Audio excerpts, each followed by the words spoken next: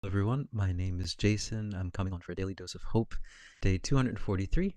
So I've been coming on for about 243 days to give a daily dose of hope. And a daily dose of hope is just that, a daily dose of hope to keep you on the path, to keep you on track. Because as you've noticed, the energies around are starting to get kind of wacky. Things are starting to get a little bit crazy. And a lot of these energies recently are related to people reacting to things that they're seeing, and then they're putting that energy out into the mass consciousness, and then we're picking up on it too. That's kind of part of it. Um, but yeah, there's just a excuse me, a lot of energies, and it's not just us that is creating it, but it's helping us. So what's going on right now is one way they described it is like the frequency dial. They're slowly turning it up, and so if we're not really ready for the difference in the frequency, if we're still holding on to all this other stuff, then it's going to feel like friction. It's going to feel like, oh, what's going on? Why? And but what it all it is doing is asking us just to let go, just to let go of all that other stuff that we held on to, and embrace the new. Yeah. So um, that's what's going on. And but things are kind of heating up, and there's still a lot of people that are struggling desperately to hold on to the old paradigm that we kind of lost. It's not there anymore. That whole paradigm is not really there. It's just, my guides have always told me, it's just running on fumes. It's not. You know, it's not there. And but we're seeing the kind of, yeah, it's basically like smoke. We're just seeing the smoke of it, but we're like trying to hold on to smoke. Come on, why am I not, and so, and that can cause a lot of, if you're not aware of what's going on, it can be very, very confusing, right? What is going on? Why is everything, nothing is going right anymore? The old energies are not. So for example, like certain things, like I always think about this, and it's just my image, but like the 80s, Wall Street, kind of like, there are a lot of movies about that, that kind of Wall Street, professionals, they're making all the money, and the way to do it is you just have to have grit. You have to go in and just fight and fight and fight, push and push. And I think those days are kind of over now. We're not really in that time anymore. And so the people that are pushing and pushing and pushing, they just keep pushing, but nothing's happening.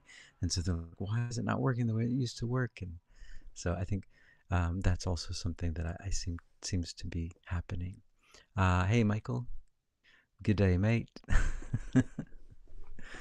So, yeah, that's one thing. And then, so yeah, so Daily Dose of Hope has three parts: a bit of a talk, a bit of a channeling, and a pocket of peace, which is a guided meditation. And another thing I wanted to talk about is like New York. So I was in one of my lessons, we're doing the song, the New York song, you know, if I can make it here, I'll make it. And so we're just doing that, an arrangement of that song. And I was talking about my image of what New York is. Like, my image of New York has so many different.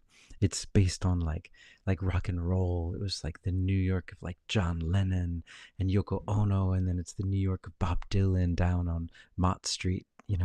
It's there's so, and Lou Reed and all of this kind of the Velvet Underground. That's my image of New York. It's very rock and roll. And so even though I went there in the 90s, I was still living in another era. I was living in the 60s, late 70s, or 70s. And I was kind of wandering around in my own image of New York. And I find that a lot of people do that. Like, they have their image of New York. TT Tracy says Soho, and Soho too. Yeah. Like, I was able to go into John Lennon's, one of the albums that he recorded. I was able to go into his studio there because I had a friend of a friend, and they let me go and see the studio. I was just like, wow, this is the studio that's in the album cover. Oh my god! Down on, what is it? I forget what street it was on, but just that was amazing for me. Um, so yeah, but that was the image of New York for me. But then I was talking with my student, and they're like, "Oh, okay, I just saw it as kind of like it was a kind of a.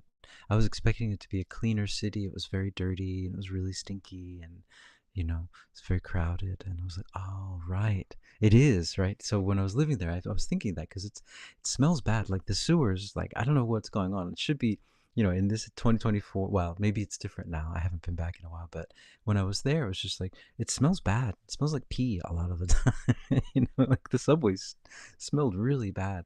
And then the air would like come out of the vents from underground, and then so you'd be walking around the street, and then all of a sudden this like steam would come up, and it and the movies it looks so romantic, but when you smell it, it's just like, oh my god, what the heck was that? It's like rat poop or whatever, and I'm exaggerating, and please don't be offended if you live in New York, but it's true. I mean, it's stinky. It's a stinky place. At least when I was there. Maybe it's cleaned up now. Um, but and so it was kind of stinky. It's really super super expensive, hard to live there, and so you kind of wonder like what is the appeal there, and some people might say that is like there are all these different new things that are happening. There's the arts that are happening, but if you're there, there's no time and there's no energy to do that. I mean, you're so caught up with just trying to survive that, and so it's an interesting thing. So I was starting to think about that. Like New York is an enchantment. New York is an enchantment. It isn't. So all these people that are there, they all have these images of New York, and everyone's walking around with these different images of New York, and no New York is the same. But no one's really there. No one's like, oh, this place is really dirty and it's expensive and it smells bad. And sorry, and I probably have offended a lot of people in New York. But I remember when I was in New York, I was just obsessed with New York. Thinking, it's just like what? It was really hard for me. It was a really hard place to write music because I need quiet. I need like just space, and it was noisy all the time. Those people are blaring music all over the place. It's just like you never can get into your own head. All right, I'm sorry. Enough of this. But my point is, it's not just New York. It's everywhere you are. We all are kind of living in our little bubble. We all have these images of what the world is and but it looks different from everyone's point of view, and that relates to communication as well. So when we're communicating with someone, so like I'm teaching this song, New York, New York, it's the bagels, it's the whatever, and they're like, I don't get it, I'm it's not. um so yeah, so when you're talking with someone, always remember that you're in a different world. We're like kind of in different planets most of the time when we talk. And so when you listen to people, it's really important to listen not to what they're saying, but what they're saying, behind it. It's kind of like there's another story behind it. That's just something that was popping up into my mind recently, that in order for us to really communicate with each other, we have to kind of listen behind the words and see what they're saying, because the words mean something completely different to you than they do to them. And so when you think that you're really, for example, now, I think that I'm communicating this idea, but the words that I'm using might be kind of setting off all of these alarms and triggers and things like that, so that you are seeing a completely different world from me. And some people might be so offended by the New York thing, like, how dare him? Who does he think he is talking about New York like this? I mean, that being said, I still love that New York. I love that image, and when I go there, it's just I'm still in that dream. I'm like, yeah, this is the place. That's where that happened. And even for classical music, it's like one of my old favorite composers, Bela Bartok. He used to live in an apartment in New York City, so I used to go there. It was like a pilgrimage for me. That's where he used to live, up there in that apartment. So yeah, I'm still like kind of like all um, in the dream, I guess, because it is a magical place. There's a lot of magical energy there, and I think it's interesting though. I think not just if you take away all the buildings and you take away kind of the smell and everything like that, you still have the magic there. It's not really about the buildings and the smell, and that's just something that came later. But there is a certain type of magic there. It's an enchanted place. I don't know why I'm talking so much about New York. So, and TD Tracy said we need to be compassionate. These folks breaking down have been medicated and brainwashed. Yeah, there's a lot of yeah.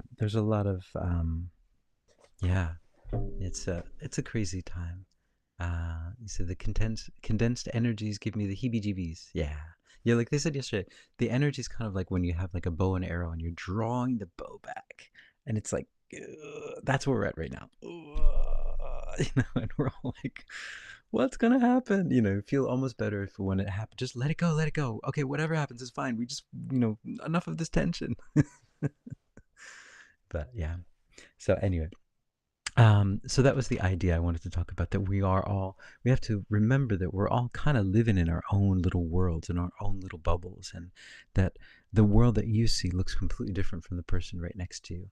And even the people that are in your family, the people, your best friends, I mean, we're all living in such different worlds. And so I think in that sense, it's really important to, yeah, so to be understanding, just what we think is okay or right. We're coming from, we've got all this history and all this stuff behind it, and what we say one word, and that word means like all of those years. For me, it's like what, 49 years of experience, and that one word means so much, but to someone else it's just like ice cream. Why is he talking about ice cream? What is he, what ice, I don't even like ice cream, that kind of thing. So you just have to be aware of that. Yeah, anyway, and I'm not talking about ice cream, but I do like ice cream. So I'm gonna go into a channeling because I'm blabbering on today.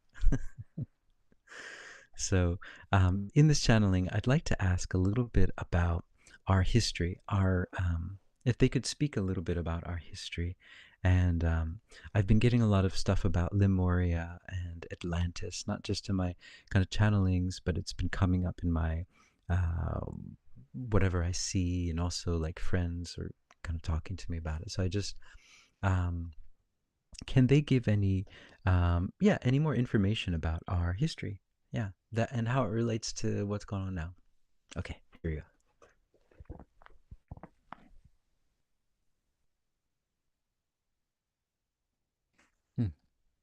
Ah, greetings. We are Sanatkumara. We're here and we're here and we're here and we're here and we're here and we're here on this beautiful time, this beautiful place that you're all in. What a wonderful time to be alive on this planet. What a wonderful time. What a wonderful time. What an intense time. This is a time of insane tenseness. This is what you might have thought of from the previous areas, the Aquarian age, these eras where the era of the birth of rock and roll, that's nothing compared to this. These are the times. This is the stuff. This is the amazing time. This is the time when things are starting to shift and change. Those were just little seeds that were planted before, but now you are in it. Now you're in it. Now you're in it. And what a beautiful time to be in it. And all you got to do when you're in it is just see it, look at it, understand it, and let it go. How beautiful. What a wonderful time. What a wonderful story. These are stories that you can tell to your great, great, great, great grandchildren. They will sit in rapture listening to these stories because there's so much love here, and there's so much power, and there's so much that is happening right now. So, your galactic history, yes, this is a part of it. You are a part of galactic history right now. What you are doing at this moment, what you are going through, is going to be written about and is written about in all of the history books. You are heroes just by being here at this moment, just by living through these times, just by being able to process even just a tiny little bit all of the energies that are on your planet. You are the superheroes of this age, and how beautiful all of you are, moving through your days, trying to understand, trying to fall into that middle path, finding it so difficult at times, being taken on the roller coaster ride up and down, and left and right, and upside down, and feeling sick to your stomach. And yes, and then waking up the next morning and trying to get back into that middle place. What a beautiful thing that you're all doing. And you're doing this not just for yourselves, but this is affecting the whole universe. So we'd like you to ponder on that for a few seconds, to think about the fact that what you are doing now, although you feel at times isolated, you feel that what you are doing has no meaning, what you are doing is affecting the whole universe at this moment. And that is how important what you are all doing. And that is how important it is for all of you to try, and to try to understand what is going on, and try to stay into that path, and try to help the others who are falling off of that path. So that's what we'd like to say about galactic history, that this is the most important part of history right now. You are living it. You are living in history. You will be written about in the history books just for being able to sustain the energy that is on your planet at this moment. All right. Woohoo. So, TT Tracy, Galactic Scribes. Yeah. So, yeah, so I'm going to go into pocket of peace. And this pocket of peace is going to go out to everyone that's kind of struggling with these energies at the moment, and also just everyone who's struggling with emotional issues, mental issues, physical issues, all kinds of different things where people who are feeling hopeless and lost and sad. And this is just to kind of give you the hope and to allow you to remember that you are the hope, that the hope has never left you, that just for the longest time you've been looking outside of yourself for the hope, but it's always been inside of you. You are the hope. And so this is pocket of pieces for that. So I'd like you guys to imagine that you are surrounded by the light of unconditional love wherever you are.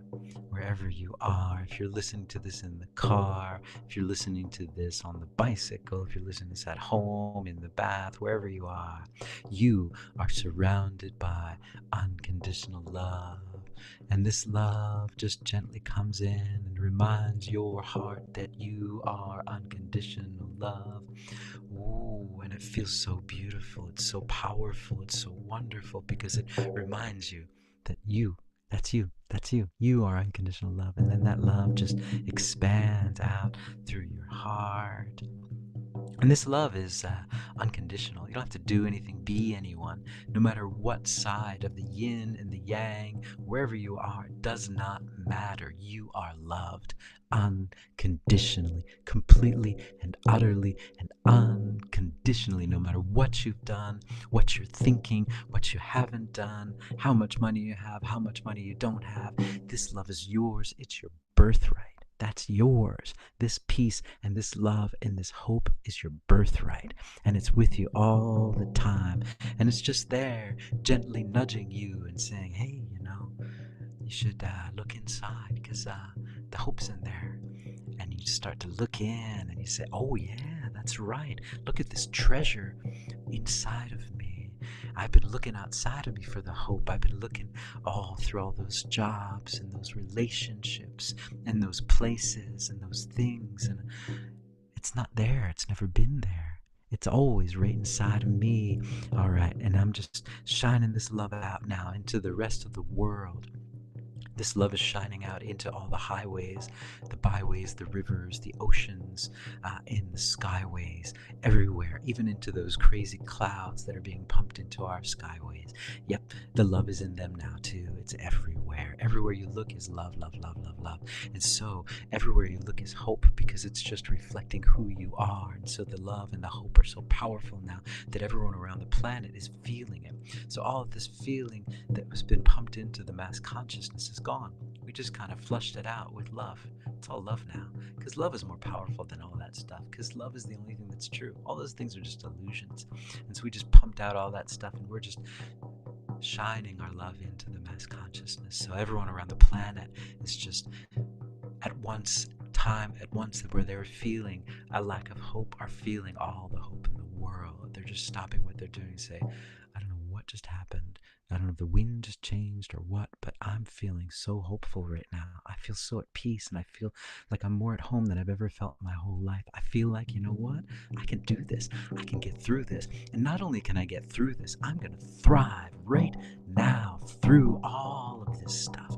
And all of you, everyone, throughout the whole planet, on every single side of the yin and yang, are feeling this energy. They're saying, I don't know what this is, but it feels so good. It feels so right. It feels so right. I don't know what it is. I feel like I've just woken up from a very, very dark, deep sleep, and I'm just here. And I'm ready, and I'm gonna get through this, and I'm gonna thrive. All sadness is gone, all fear is gone, all anger is gone, all stories of sadness and fear and anger are gone, replaced with the story of love. All stories are love stories now. All right. So that's Pocket of Peace for day 243. Sometimes I look at myself and I think about what I'm doing, and it's, yeah, just, from a third person point of view, it's kind of like, yeah, I think I'm turning into my alter ego, which is Jeremiah Moonpillow. Because I think myself from a few years ago would, if I was seeing these videos, I'm like, what is he doing?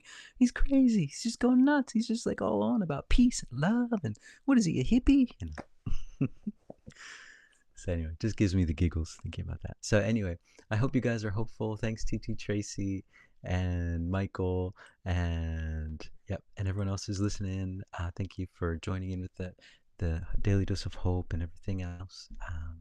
TT Tracy says thanks for the New York state of mind. Yep, right, New York state of mind. All right.